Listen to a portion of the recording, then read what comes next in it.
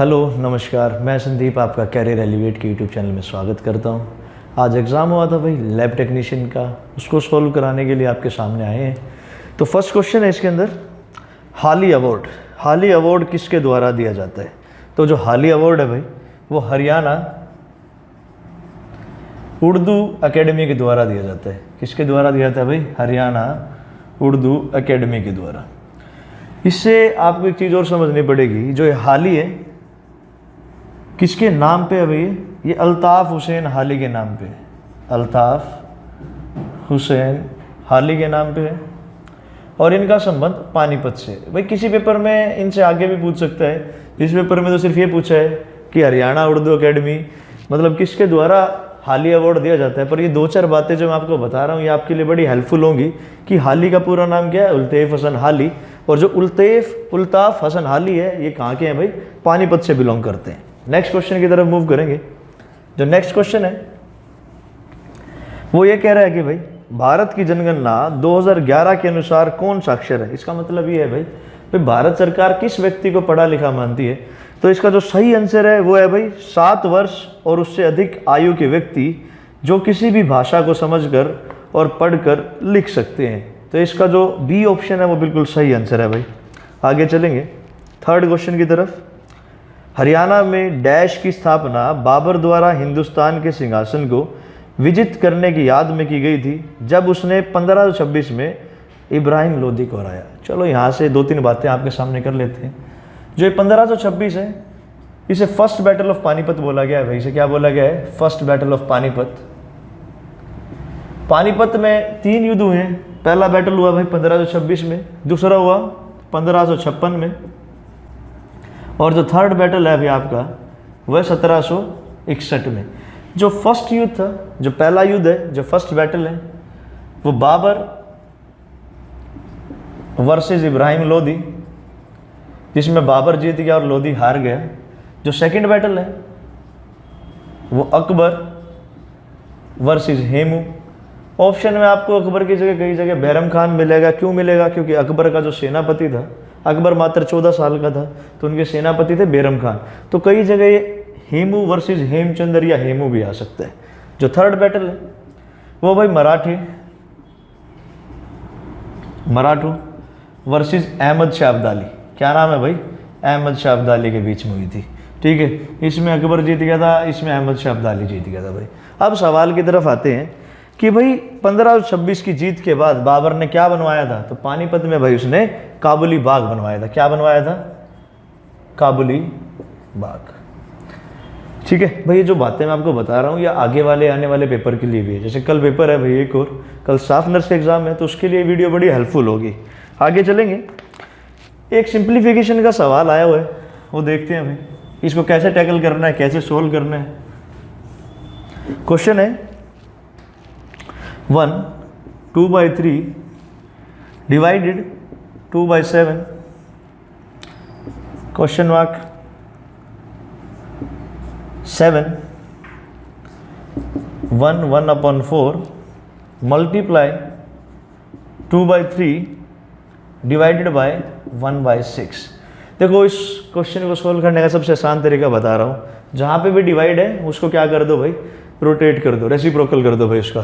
तो इसको जब सोल्व करेंगे 3 1 3 2 ऐड करेंगे तो 5/3। अब मैं क्या कर रहा हूँ भाई? इस डिवाइड को किस में कन्वर्ट कर रहा हूँ? मल्टीप्लाई में। तो इसको क्या करेंगे? रेसिप्रोकल करके लिख देंगे तो क्या हो जाएगा? ये 7/2। मल्टीप्लाई को एज इट इज रहने देते हैं तो क्वेश्चन मार्क 7। जब इसको करेंगे 4 1 1 4 फिर 1 5/4 मल्टीप्लाई 2/3 और डिवाइड को फिर चेंज कर देंगे तो वो क्या हो जाएगा? 6। अब कुछ नहीं करना भाई, आपके सामने जो कट रहा है काट दो। जैसे 7 से 7 कट रहे, काट दिया। ये 4 से यहाँ पे क्या आ जाएगा? 3 आ जाएगा। ठीक है, यहाँ पे 2 आ गया भाई। इस 3 से ये 3 कट गए, इस 2 से ये 2 कट गए, इस 5 से ये 5 कट गए और 3 दूनी क्या हो गया? 6। तो इसका आंसर क्या आ गया भाई? 6 आंसर आ चुके हैं। आगे मूव करेंगे भाई नेक्स्ट क्वेश्चन की तरफ। अगला क्वेश्चन है भाई बड़ा एक अच्छा सा सवाल भाई। इसके लिए आपको इतिहास की पूर्ण जानकारी होनी चाहिए भाई। बहुत सारे टीचर हैं वो डायरेक्ट बता देते हैं कि भाई क्विट इंडिया मूवमेंट है, भारत छोड़ो आंदोलन 1942 में हुआ था। बात सच है भाई कि जो क्विट इंडिया मूवमेंट है वो 1942 में हुई है, ये बात सच है। इसकी शुरुआत गांधी ने की है भाई, ये बात भी सच है भाई। गांधी जी इसके मेन लीडर थे। गांधी जी ने यहाँ पे एक नारा भी दिया है, डू और डाई, जिसे हिंदी में हम कहते हैं भाई क्या, करो या मरो। ये सारी बातें सच हैं और यही आपको ऑप्शन में भी मिलेंगी। इनमें से सवाल इसने बोला है कि इनमें से कौन सी बात गलत है, तो गलत ये है भाई, मैं इनको पढ़ रहा हूँ भाई। पहला ऑप्शन है इसका, 8 अगस्त को प्रसिद्ध भारत छोड़ो का प्रस्ताव जवाहरलाल नेहरू द्वारा लाया गया और भारी बहुमत उसे पारित किया गया। जो फर्स्ट पॉइंट है बिल्कुल सच बात है भाई। वैसे तो इसे 14 जुलाई को लेके आए थे और ये जब पास हुआ तो डेट आ चुकी थी भाई क्या, 8 अगस्त। अगला जो ऑप्शन जो सही है, गांधी जी ने करो मरो का नारा दिया, वो मैं बता रहा हूँ भाई, डू और डाई का नारा दिया।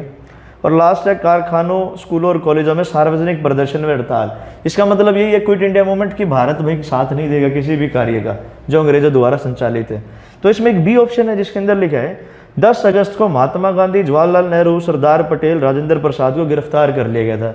ये ऑप्शन गलत है भाई। क्यों गलत है? क्योंकि इनको गिरफ्तार किया गया था किस दिन, 9 अगस्त को, और इसमें जो डेट मेंशन है वो क्या गिवन है, 10 अगस्त। ठीक है, तो आगे बढ़ेंगे। अब ये भाई फिजिक्स का क्वेश्चन है, इसे इंग्लिश में बोल के बता रहा हूँ। क्या है, when the velocity of an electron increases it's de Broglie wavelength. तो ये इसका मतलब ये है, अगर इलेक्ट्रॉन की जब आप वेलोसिटी को इंक्रीज करोगे तो डी ब्रोगली वेवलेंथ में क्या फ़र्क पड़ेगा, क्या उस पर फ़र्क पड़ेगा। तो जो डी ब्रोगली वेवलेंथ है भाई वो क्या हो जाएगी, डिक्रीज आ जाएगी, उसमें कमी आ जाएगी भाई। अब बहुत सारे बच्चे होंगे जिनका साइंस बैकग्राउंड नहीं है, उन्हें ये सब बातें नहीं पता होंगी। तो डी ब्रोगली इक्वेशन क्या होती है भाई, lambda H F M V. जो लैम्डा है ये वेवलेंथ होती है भाई, क्या होती है, वेवलेंथ। एच आपका है प्लैंक कांस्टेंट, क्या है भाई, प्लैंक्स कांस्टेंट। एम आपका मास है और वी आपकी वेलोसिटी है। तो ये सब बातें हैं भाई। तो इसका मतलब ये है, अगर वेलोसिटी बढ़ेगी तो क्या आएगा भाई, जो वेवलेंथ है वो क्या हो जाएगी, कमी हो जाएगी। क्यों? क्योंकि इनवर्सली प्रोपोर्शनल आपको गिवन है। ठीक है, और ये जो आपका प्लैंक कांस्टेंट है इसकी वैल्यू है 6.26 मल्टीप्लाई 10 की पावर -34 जूल इन हर्ट्ज इनवर्स। तो ये इसकी वही SI यूनिट है, इसकी जो वैल्यू है किसकी, प्लैंक कांस्टेंट की। तो आगे चलेंगे। नेक्स्ट क्वेश्चन है भाई, सूर्य कवि पूछा है भाई, डैश को रागनी और सांग हरियाणवी संगीत विधाओं का सूर्य कवि। भाई ये क्वेश्चन इतना पुराना हो चुका है, पर HSSC बार बार पूछ रही है तो बता देते हैं आपको। सूर्य कवि कौन है भाई, कौन है, लक्ष्मीचंद। कौन है भाई, लक्ष्मीचंद, याद होना चाहिए भाई। प्रथम राजकीय कवि कौन है, एक पेपर में ये भी पूछ सकता है। तो हमारे जो राजकीय कवि हैं उनका नाम भी साथ के साथ नोट कर लो भाई, वह उदय भानु हंस। कौन है भाई, उदय भानु हंस। साथ के साथ भाई चीज़ें करते रहना है भाई। जैसे हरियाणा का कालिदास कौन है, तो कालिदास भी लिख लो भाई, हरियाणा का कालिदास। तो हरियाणा का कालिदास कौन है, दीपचंद बैमन। ठीक है, तो ये 3 क्वेश्चन है भाई, बार बार यही पूछे जाते हैं। तो आपसे उम्मीद कर रहा हूँ कि आप सबको ये पता होगा। जिसको नहीं पता तो वीडियो देखता रहे भाई, और अच्छी लगे तो शेयर भी करा करो। आगे चलेंगे, जो नेक्स्ट क्वेश्चन है,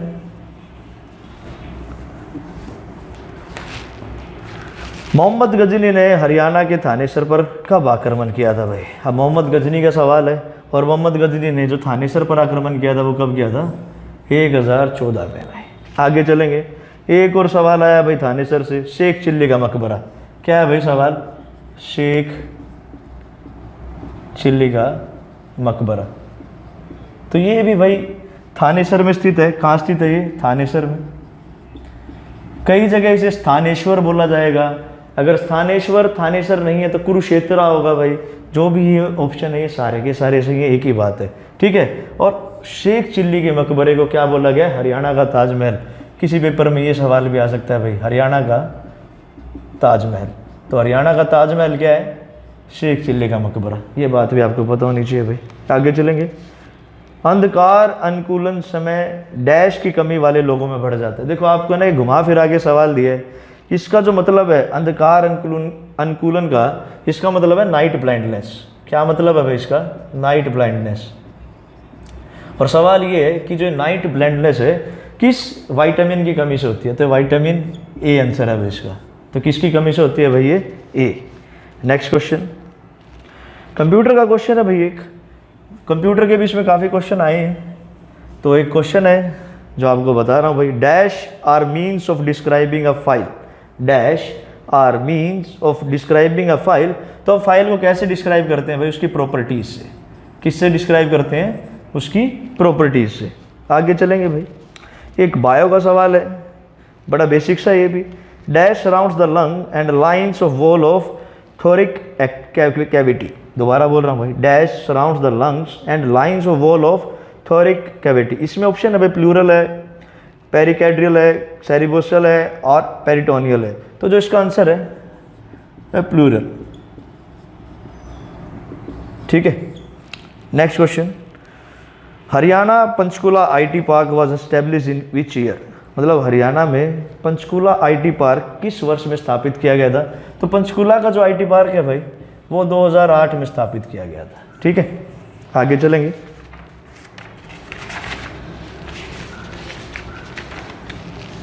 ओके, फिजिक्स का क्वेश्चन है भाई एक और, if the C is the velocity of light which of the following is correct? तो इसका डी ऑप्शन सही है भाई, mu naught epsilon equal to 1/c²। तो ये इक्वेशन बिल्कुल सही है भाई, और बेटा इसका जो ऑप्शन है वो डी है। नेक्स्ट क्वेश्चन है हरियाणा जीके से रिलेटेड, हरियाणा में मॉनसून के दौरान श्रावण माह में चमकीला चांदनी की तृतीया को मनाए जाने वाला त्यौहार। तो श्रावण महीने में, सावन महीने में हम क्या मनाते हैं? तीज को सेलिब्रेट करते हैं भाई। किसको सेलिब्रेट करते हैं? तीज को। नेक्स्ट क्वेश्चन है, Gurugram district of Haryana derived it's name from the name of. भाई इसका मतलब है गुरुग्राम जिले का डैश से नाम व्युत्पन्न हुआ है। तो गुरुग्राम किसके नाम पर है भाई? गुरु द्रोणाचार्य के नाम पर है। किससे? गुरु द्रोणाचार्य। गुरु द्रोणाचार्य का संबंध किससे है भाई? महाभारत से। कौरवों और पांडवों के गुरु थे, तो इन्हीं के नाम से क्या पड़ा है? गुरुग्राम। ठीक है, नेक्स्ट क्वेश्चन है भाई, ब्लड रिलेशन का है, बड़ा बेहतरीन सा सवाल है, बट इजी है यार बड़ा। जिन्होंने हमसे यहाँ पे ऑफलाइन क्लास लिया है उन्होंने सबने ये क्वेश्चन पेपर दिया है, मैंने सबने सोल्व किया है भाई। ए बी का पुत्र है, तो इसका मतलब क्या है भाई? ए किसका पुत्र है? बी का, जिसका मतलब ये है भाई ए बी का पुत्र है। नेक्स्ट लाइन है, सी बी की बहन है, जो सी है वो बी की बहन है। नेक्स्ट है भाई, और जिसका पुत्र डी है, और इसका पुत्र क्या है भाई? डी है। आगे है भाई, और ई पुत्री है, तो सी की भाई ई पुत्री है और डी क्या है? पुत्र है। उसके बाद बोल रहे हैं एफ डी का मामा है, जो एफ है वो डी का मामा है। तो यहाँ तक हमारा डायग्राम बन चुका है। और इसने पूछा है भाई ए का डी से क्या संबंध है? तो ए और डी क्या है भाई? आपस में चचेरे भाई। ये मतलब इंग्लिश में होगा कज़न। क्या है भाई? आपस में दोनों क्या लगे? कज़न। और ए ऑप्शन बिल्कुल ठीक है आपका। आगे चलेंगे, आम के बाग होना निम्नलिखित में से हरियाणा के किस नगर को जोड़ता है? इस भाई इसका आंसर है अम्बाड़ा। क्या है इसका आंसर? अम्बाला। आपको इसको देखना भाई, अम्ब दिख रहा होगा इसमें, अम्ब, तो अम्ब अम्बाला, अम्ब अम्बाला। बड़ा आसान सा है भाई। आगे चलेंगे, रॉक गार्डन की स्थापना किसने की? भाई चंडीगढ़ के अंदर रॉक गार्डन है, और इसका आंसर है नेक चंद सैनी। क्या आंसर है भाई इसका? नेक चंद सैनी। पता होना चाहिए भाई, ये बहुत बार आ चुके हैं, वही सवाल है इनके पास, बार बार आते हैं। एक मैथ का सवाल है भाई, बड़ा इजी सा है, आप ऑप्शन की हेल्प से इसको कर सकते हैं, और मैं सबको यही सलाह दूंगा इस सवाल को ऑप्शन की हेल्प से करना है। तो क्वेश्चन ये है, किसी संख्या को 17 बढ़ाने पर वह संख्या के व्युत्क्रम, व्युत्क्रम का मतलब होता है रेसिप्रोकल, का 60 गुना हो जाता है, तो वह संख्या क्या है? ठीक है, तो आपसे ये पूछ रहा है। इंग्लिश में भी एक बार इस सवाल को बोल रहा हूँ भाई, find a number which when increase by 17 is equal to the 60 times of the reciprocal of the number. ठीक है, बड़ा इजी सा सवाल है। तो ऑप्शन लेंगे हम इसमें, ए बी सी, चार ऑप्शन है, ए बी सी डी। तो पहला ऑप्शन उठाया 3, तो इसने बोला जो ये 3 नंबर है इसको किस में ऐड करना है भाई? 17 में। तो ये कितना आंसर आ गया? 20। क्या आंसर आ गया? 20। और इसी नंबर का आपको क्या लेना है? रेसिप्रोकल। तो 3 का रेसिप्रोकल क्या हो जाएगा? 1/3। और ये किसके बराबर है भाई? 60 के। तो 60 से गुणा कराएंगे इसे, तो कितना आ जाएगा? 20। तो दोनों आपस में क्या हो गए भाई? बराबर हो गए। तो ये जो इसका सही आंसर है वो क्या हो गया? 3। आगे चलेंगे भाई, वायु पुराण के अनुसार निम्नलिखित में से हरियाणा के किस स्थान को भगवान हनुमान का जन्म स्थान माना गया? तो भगवान हनुमान का जो जन्म स्थान है भाई, birth place of Hanuman, Kaithal. क्या माना गया भाई? वायु पुराण के अनुसार, वायु पुराण के अनुसार जो जन्म हुआ है हनुमान जी का वो किस जगह पे माना गया है? कैथल में। किस में? कैथल में। नेक्स्ट क्वेश्चन, राणा निमंत्रण गुरु गोविंद सिंह युद्ध चरित्र प्रसिद्ध हरियाणवी कवि की डैश की रचना है। इसका मतलब ये है कि जो मैंने अभी बुक्स बोली हैं ये बुक्स हैं, तो ये बुक्स किस राइटर ने लिखी हैं? तो इसका आंसर है भाई खुशी राम शर्मा। क्या आंसर है भाई इनका? खुशी राम शर्मा। खुशी राम शर्मा ने किताबें लिखी हैं। कौन सी भाई? दोबारा बोल रहा हूँ, राणा निमंत्रण, गुरु गोविंद सिंह और युद्ध चरित्र। ठीक है, तो इस सब के राइटर कौन है? खुशी राम शर्मा। आगे चलेंगे भाई, नेक्स्ट क्वेश्चन की तरफ मूव करेंगे। क्वेश्चन है भाई, ब्रह्मपुत्र नदी की एक प्रमुख सहायक नदी है। तो ब्रह्मपुत्र की जो सहायक नदी है इसके ऑप्शन थे भाई यमुना, महानंदा, गंडक और पुथीमारी। तो जो इसका आंसर है वो है पुथीमारी। और ए ऑप्शन है भाई ये, तो ब्रह्मपुत्र की जो सहायक नदी है, ट्रिब्यूटरी है, तो उसका आंसर क्या हो गया आपका? पुथीमारी। नेक्स्ट क्वेश्चन है सत्यार्थ प्रकाश। ये किताब है भाई सत्यार्थ प्रकाश, ये किसने लिखी है? तो सत्यार्थ प्रकाश नाम की किताब राजा राम मोहन राय ने लिखी है भाई। किसने लिखी है? राजा राम मोहन रॉय। भाई सोशलिस्ट थे ये, समाजवादी थे। ठीक है, सामाजिक कार्यों में लगे रहते थे। आगे चलेंगे, कंप्यूटर क्वेश्चन है भाई, ये इंग्लिश में ही करा पाऊंगा। Window user uses a clever technique to prevent user computer memory from ever becoming full it creates. भाई जो कंप्यूटर है अपनी मेमोरी का एक और वर्चुअल मेमोरी बना लेता है, तो इसका आंसर है वर्चुअल मेमोरी। क्या आंसर है भाई इसका? Virtual memory. नेक्स्ट क्वेश्चन पे चलेंगे भाई, हरियाणा में गोबर और मिट्टी से बनाई गई कलाकृति। तो भाई गोबर और मिट्टी के रूप से क्या बनता है भाई? जो गांव में रहता है उसे तो 100% ये पता होना चाहिए। क्या बनाई जाती है भाई? सांझी। क्या बनाई जाती है? सांझी बनाई जाती है भाई। नेक्स्ट क्वेश्चन है भाई, वेन डायग्राम का क्वेश्चन है। लास्ट जो अभी हुआ था एग्जाम वीएलडी का, उसके अंदर भी सेम इसी टाइप का सवाल था, सेम इसी पैटर्न पे है। तो जो इसका स्टाफ नर्स के एग्जाम है उनके लिए भी एक हिंट है कि आपको एक वेन डायग्राम में से सवाल मिल सकता है। तो क्वेश्चन है, ट्रायंगल दे रखा है आपको और आप ट्रायंगल को डिनोट कर रहे हो गल से, फिर एक सर्कल गिवन है आपको, सर्कल का मतलब है कॉच, फिर एक आपको एक रेक्टेंगल गिवन है और ये जो रेक्टेंगल है ये स्पोर्ट्स पर्सन। क्या है? Sports person. इनके अंदर कुछ नंबर्स लिखे हैं भाई, जैसे नंबर्स ए बी, अल्फ़ाबेट्स लिखे हैं डी ई एफ सी, इस तरीके से आपको मेंशन है। और आपसे पूछ रहे हैं, आपको बताना है लड़कियां हो, स्पोर्ट्स पर्सन हो पर कोच ना हो। मतलब आपको ऐसी चीज़ फाइंड आउट करनी है जिसमें ट्रायंगल आता हो या आपका रेक्टेंगल आता हो और सर्कल ना आता हो। तो ये वाली चीज़ें सारी छोड़ दो भाई। तो अब सी, ए बी और सी रह गया, पर सी सारे स्पोर्ट्स पर्सन है तो ये भी नहीं है, और ए खाली गर्ल है, तो कॉमन आंसर क्या है इसका? बी। तो बी वो आंसर है भाई जो लड़की भी होगी और स्पोर्ट्स पर्सन भी होगा। ठीक है, आपको याद रखना है भाई किस तरीके से आपको ये सोल्व करना है।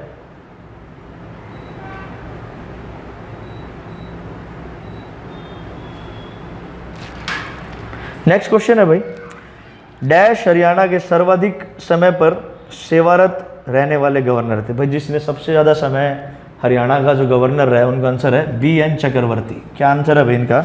बी एन चक्रवर्ती। और ये हरियाणा के कौन से गवर्नर थे? सेकंड गवर्नर थे भाई। कौन से गवर्नर थे? सेकंड। फर्स्ट गवर्नर का नाम क्या है? धर्मवीर। क्या आंसर है भाई उसका? धर्मवीर। फर्स्ट ये थे, सेकंड बी एन चक्रवर्ती थे और इन्हीं का सबसे लंबा कार्यकाल रहा। नेक्स्ट क्वेश्चन है भाई, वो बहुत बेहतरीन सवाल आया एक। क्या है भाई सवाल? 1 नवंबर 1989 को हरियाणा के इस जिले को करनाल जिले से निकाला गया, फिर 24 जुलाई 1991 को इसे करनाल में मिलाया गया, फिर 1 जनवरी 1992 को एक दोबारा जिले बनाया गया। तो भाई करनाल से 2 बार जो जिला बना है वह है पानीपत। पहले पानीपत करनाल में से निकाला गया, फिर पानीपत को दोबारा करनाल में डाला गया, फिर करनाल दोबारा एक जिला बना। तो इसका जो सही जवाब है वो क्या होगा भाई? पानीपत। आगे चलेंगे भाई, एक और बड़ा बेसिक सा सवाल है। Two different natural number are such that their product is less than their sum, one of the number must be. इसका मतलब है भाई कोई जो नेचुरल संख्याएं हैं, प्राकृतिक संख्याएं हैं, आपको बताना है उनको जो प्रोडक्ट करेंगे, उनको गुना करें, उनके योग से कम आना चाहिए। मतलब उनका जो मल्टीप्लाई है वो उनके किससे कम आना चाहिए भाई? योग से। तो ऐसा एग्जाम्पल उठा लेते हैं। आपको पता होगा जो नेचुरल नंबर है वो कहाँ से स्टार्ट होंगे भाई? 1 2 3 4 से लेके इनफाइनाइट तक। तो नेचुरल नंबर्स वो होते हैं जो 1 से स्टार्ट होते हैं। एक होता है आपका होल नंबर। क्या होता है भाई? Whole number. होल नंबर कहाँ से स्टार्ट होते हैं? 0 से। आपको होल में होल दिख रहा होगा, और होल कैसे होता है? गोल। तो भाई 0 से स्टार्ट हो गई, ठीक है। तो हमें लेना है कि नेचुरल नंबर वाली सीरीज देखनी है। तो मैं उठा लेता हूँ पहले 2 ही ऑप्शन। तो नेचुरल है 1 और 2। तो 1 और 2 को मल्टीप्लाई करो तो क्या आया? 2, और 1 और 2 को ऐड करो तो क्या आया? 3। तो ये सेटिस्फाई कर रहे हैं कि उनका जो प्रोडक्ट है उनके सम से कम है। तो इनमें से कम क्या नंबर सेम होना चाहिए? 1 नंबर सेम होना चाहिए भाई, तभी ये रिजल्ट पॉसिबल है, अदरवाइज नहीं बनेगा। नेक्स्ट क्वेश्चन है भाई, टाइम स्पीड डिस्टेंस का है। भाई लास्ट पेपर में भी टाइम स्पीड डिस्टेंस से क्वेश्चन था और इस पेपर में भी है। तो मैं आपको 99% ये बात कह सकता हूँ कि स्टाफ नर्स में भी आपको ये पेपर में ज़रूर मिलेगा। क्वेश्चन है, एक आदमी 600 मीटर लंबी सड़क को 5 मिनट में पार करता है तो उसकी चाल किलोमीटर प्रति घंटा क्या है? इंग्लिश में भाई, a person crosses a 600 metre long street in 5 minutes, what is the speed in kilometre per hour? बड़ा आसान सा सवाल है भाई। डिस्टेंस का फॉर्मूला लगाना है। डिस्टेंस क्या होता है? Speed multiply time. डिस्टेंस आपके पास है, टाइम आपके पास है, स्पीड निकालनी है। उससे पहले एक छोटी सी बात समझ लेना, अगर कभी भी वैल्यू आपको मीटर पर सेकंड में गिवन हो और आपको किलोमीटर पर आवर में जाना हो तो किससे गुणा करोगे भाई? 18/5 से। मतलब आप किससे मल्टीप्लाई करोगे उस वैल्यू को? 18/5 से। अगर आपको किलोमीटर पर आवर में गिवन है और आपको मीटर पर सेकंड में जाना है तो किससे मल्टीप्लाई करोगे? 5/18 से। तो यही कंसेप्ट हम इसमें यूज़ करेंगे। हमें डिस्टेंस गिवन है भाई 600 मीटर, ठीक है, और हमें क्या निकालनी है? स्पीड निकालनी है, और हमें टाइम गिवन है 5 मिनट्स। क्या गिवन है भाई? 5 मिनट्स। हमें पहले मीटर पर सेकंड में वैल्यू करनी पड़ेगी। तो 5 मिनट को किस में कन्वर्ट कर लो भाई? सेकंड्स में। तो 5 को किससे मल्टीप्लाई कर दो? 60 से। क्यों? क्योंकि 1 मिनट में कितने सेकंड होते हैं? 60 सेकंड्स होते हैं। तो 5 मिनट में कितने हो जाएंगे भाई? 5 × 60, और ये किस में कन्वर्ट हो गया भाई? सेकंड में। सोल्व कर लेंगे भाई, ठीक है। तो क्या आ गया ये? 2 मीटर पर सेकंड। क्या आ गया भाई? 2 मीटर पर सेकंड। पर सवाल में उसने बोला हमें आंसर किस में चाहिए? किलोमीटर पर आवर में। किस में चाहिए भाई? किलोमीटर पर आवर में। तो इस 2 मीटर को किस में कन्वर्ट करना है?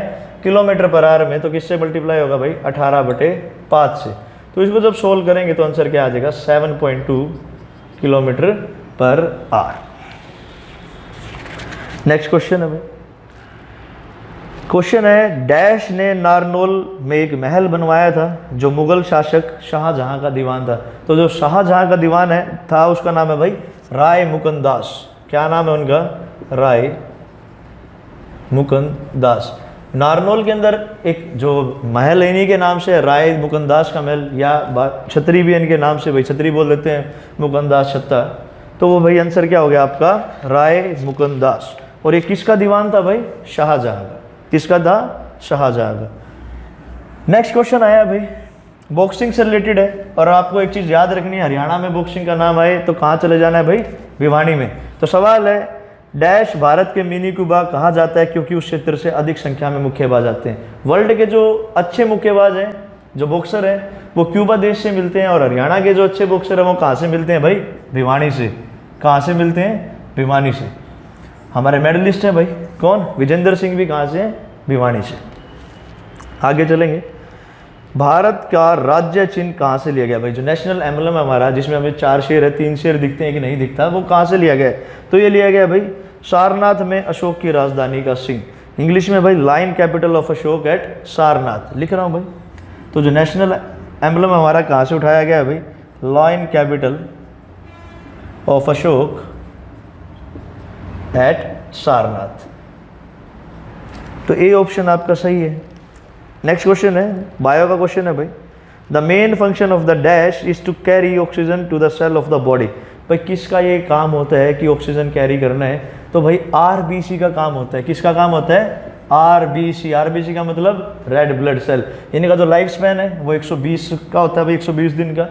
इसी में एक पार्ट होता है डब्ल्यूबीसी, जिसे वाइट ब्लड सेल्स बोलते हैं, जो किस में काम करती है भाई? आपका एंटीबॉडी बनाने में हेल्प करती है। किस में हेल्प करती है भाई? एंटीबॉडी बनाने में।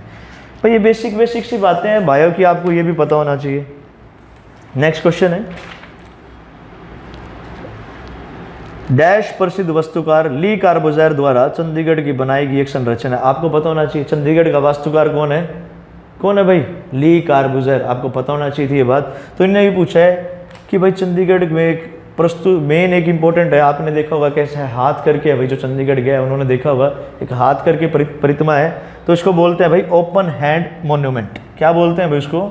Open hand monument. तो भाई ली कार्बोजैर ने ही बनाई थी ये भी। किसने बनाई थी? ली कार्बोजैर ने। और क्या बनाया था? Open hand monument. Next question है, कला और संस्कृति विरासत ट्रस्ट ने विश्व का पहला विभाजन संग्रहालय टाउन अमृतसर पंजाब में स्थापित किया है। ठीक है, तो उस ट्रस्ट का अध्यक्ष कौन है? तो इसका आंसर है भाई किश्वर देसाई। कौन है भाई? किश्वर देसाई। नेक्स्ट क्वेश्चन है भाई, ये आपको रैंकिंग का सवाल है, बड़ा बेसिक सा, इसके लिए तो रब करने की भी जगह नहीं है, बड़ा आसान से ये बोल रहा है, यदि किसी कतार में दोनों छोर से आप 11वें स्थान पर है तो कतार में कितने लोग हैं? बड़ा आसान सा है भाई, टोटल होता है, इसका फॉर्मूला लिखवा रहा हूँ, लेफ्ट प्लस राइट -1, और दोनों तरफ से पोजीशन क्या है? 11-11, तो ये घटा दें, 11-11 22 और एक कम 21। तो ये सवाल था भाई, बड़ा आसान सा। नेक्स्ट क्वेश्चन है, डैश से संबंधित तीसरी 17वीं ईसी पूर्व के हड़प्पाई विभिन्न प्रकार के सजावटी आकृतियां और हस्तकला के साथ किस में बनाने में कुशल थे? तो क्या बना रहे थे भाई? ये कौन कौन सी शेप बनाते थे ये, और ये कौन से लोग थे भाई? ये बना रहे थे बनावली के लोग। कहाँ है बनावली? और बनावली आपको कहाँ मिलेगी भाई? हिसार आंसर है इसका। ठीक है, और बनावली में बना रहे थे, क्या क्या बनाते थे? शेप्स से, क्राफ्ट से भाई, इस प्रकार की खुदाई हुई है। तो वहाँ कहाँ से प्राप्त है हमें? ये बनावली। इसी में हड़प्पा की एक साइट है भाई मीताथल। क्या है? मीताथल। और मीताथल कहाँ है भाई? भिवानी में। तो आपको पता होना चाहिए। ऐसी राखीगढ़ी एक साइट है, ये भी कहाँ है? हिसार में।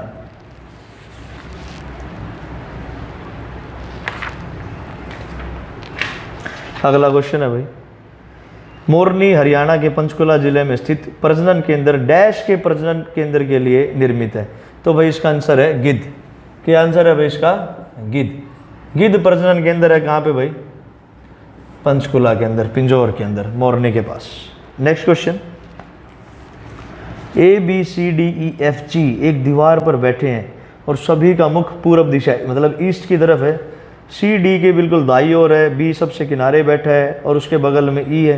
भाई बना के देखना पड़ेगा ये क्या आंसर है इसका। तो आपके साथ बना रहा हूँ मैं भी। ये कह रहा है भाई ईस्ट साइड है, मान लेते हैं ये ऐसे, और सबका फेस इस तरीके से है, क्योंकि बाद में देखेंगे। अभी जो लाइनें बोल रहा है वो देखते हैं। CD के दाई ओर है, जो C है वो D के दाई ओर है, तो भाई राइट ही पड़ेगा। जो C है वो D के किस तरफ है? दाई ओर है। अगली लाइन, B सबसे किनारे बैठा है। भाई दो किनारे हैं, या तो इस किनारे होगा या तो इस किनारे होगा, तो एक बार यहाँ बना दो, और एक लाइन इसी का जो दूसरा पार्ट है मैं नीचे सोल्व कर लेता हूँ भाई, यहाँ बना दिए। ठीक है, आगे चलेंगे। उसकी बगल में E है, अब बिल्कुल किनारे है तो इसके तो यहाँ पे E आएगा और इसके इस साइड E आएगा। आगे लाइन लिखेंगे, G E और F के बीच में बैठा है।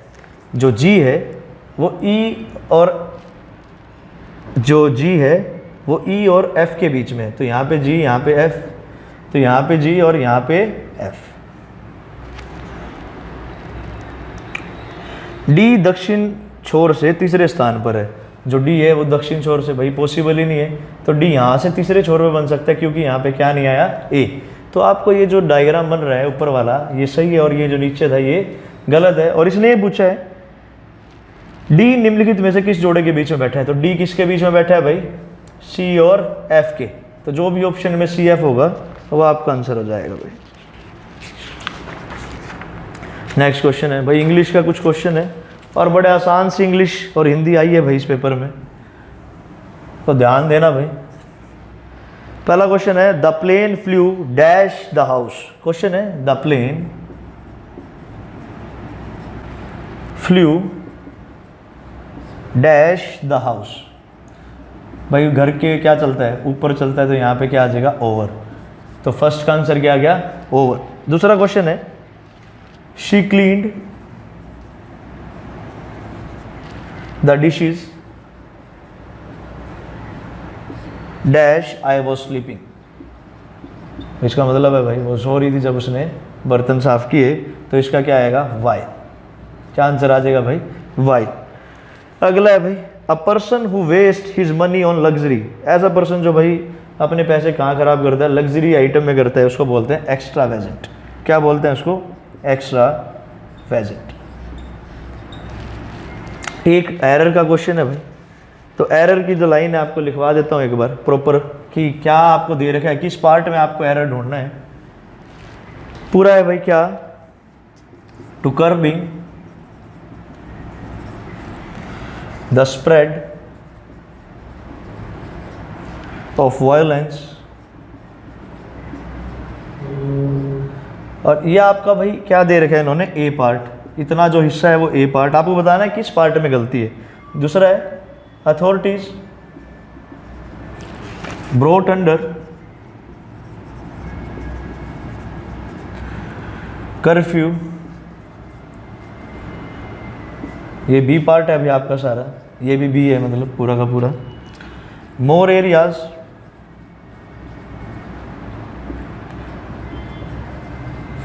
इन द स्टेट वेयर, ये आपका सी पार्ट है।